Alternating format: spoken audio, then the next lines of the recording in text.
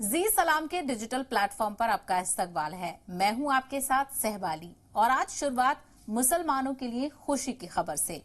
ये बात तो आपको मालूम होगी कि कोरोना वबा की वजह से मक्का में काबा के चारों ओर एक घेरा लगा दिया गया था, जिसकी वजह से लोग काबे का काला पत्थर नहीं चूम पा रहे थे। तो खुशी की खबर यही है कि मक्का में मुसलमान अब फिर से काबे का काला पत्थर चूम सकते हैं। काबा से लगभग 30 महीने के बाद घेराबंदी हटाई गई है। यह कदम उम्रा से ठीक पहले लिया गया है। इस्लाम में ब्लैक स्टोन या काला पत्थर काबा के मशरिकी कोने में लगा हुआ एक पत्थर है। इसे अरबी भाषा में अल हज्र अल अस्वद कहा जाता है।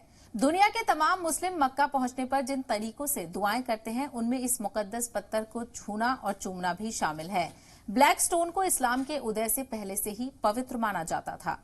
सऊदी अरब में मौजूदा मक्का पूरी दुनिया के मुसलमानों के लिए एक मुकद्दस जगह है। हर मुसलमान की ख्वाहिश होती है कि वो जिंदगी में एक बार मक्का जरूर जाए, लेकिन कोरोना की वजह से दुनिया में हर चीज का निजाम बदल गया था। पर अब सऊदी अरब ने इस साल कोरोना महामारी की वजह से लगाई गई ज्यादातर पाबंदियों को हटा लिया है।